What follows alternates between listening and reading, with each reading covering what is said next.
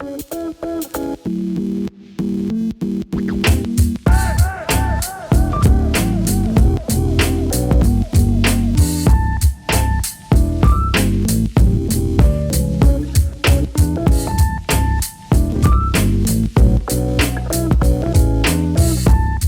up guys, KSKRL here. Welcome back to another video, and this is it. Finally, the time has come. MIUI 11 for Poco F1 is now live and is getting started rolling out to many Poco users in upcoming days.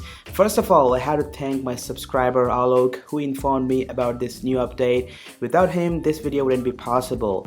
Anyhow, this is a first global stable ROM for Poco F1 or PocoPhone F1. Now let me quickly show you guys by going into the settings, the version of which I am running. As you can see, it says MIUI 11 global stable 11.0.5, and still this update is based on Android 9, which is sort of bummer. And I heard Xiaomi may roll out Android 10 based MIUI 11 by the end of this year, so no need to worry about that. The Poco F1 will get Android 10 at any time. Now, talking about the changes, the Poco launcher got a little bit makeover out of the box. It feels more natural and seemed quite relevant to the stock Mi launcher. As you can see, the new icon pack has included in this update.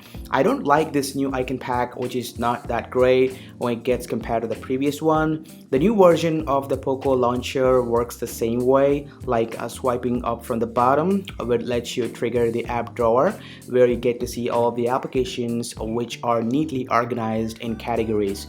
Once again, take a close look at this new icon pack. It's not too bad, and you can always have an option to install custom icon packs.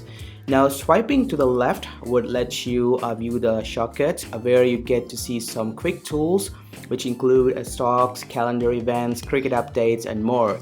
Now, this update also includes the new animations and slightly bumped up transitions. Check this out. Whenever I jump into the home screen from a particular application, you can see the icon of the application may start animating, which is kind of cool. These icon animations works only with the system applications. Now, talking about the notification panel, finally you do get the system-wide dark mode toggle that lets you trigger the dark mode with one single tap, and this would completely eliminate the need of getting into settings and turning on dark mode from there. Along with dark mode, you can see the new Mi Share toggle that will let you share files between multiple devices, and these are the manufacturers that support this feature.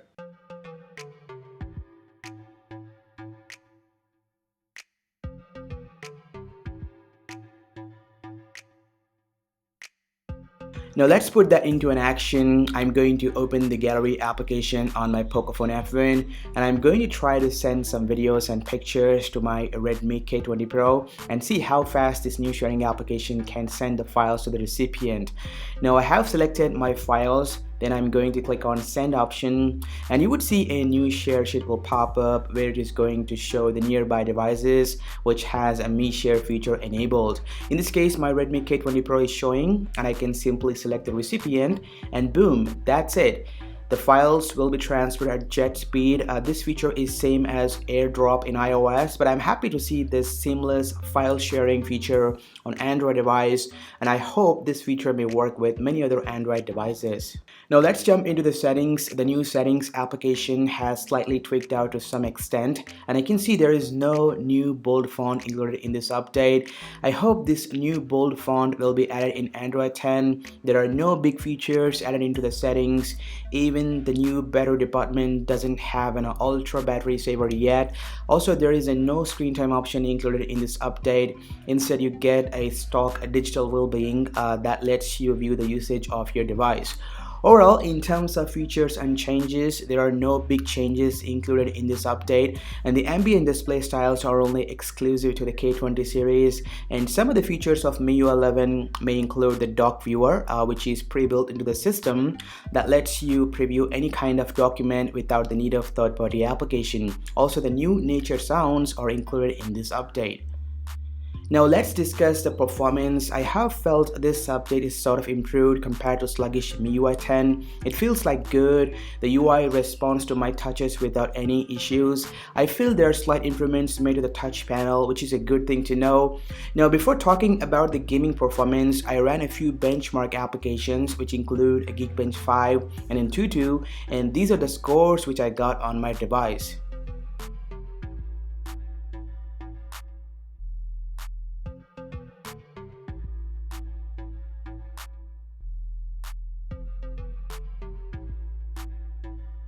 When it comes to gaming, as usual, from small applications to big games, it handles it without any hiccups. I have played PUBG at ultra high settings and no frame drops were encountered. Talking about battery backup, I can't say anything at the moment, but definitely I would say there are a few improvements made to the battery department which would give a decent battery life. So the bottom line of this video, this update is sort of nothing. It's just the MIUI 10 with minor improvements to the system. I hope Android 10 may bring up a few new more features to the board, so no need to worry and you can happily try out this update. I personally don't care about MIUI 11 what it offers, and I'm always being a custom ROM guy, and there are a few Android 10 custom ROMs available for Poco F1 which provides a stunning stock Android experience. Anyhow, this update will be rolling out to your device in upcoming days. Don't worry if you don't get it. And I have flashed this update via TWRP recovery, and download links will be there in the description box down below. That's pretty much it about the new so-called MIUI 11 update for Poco F1.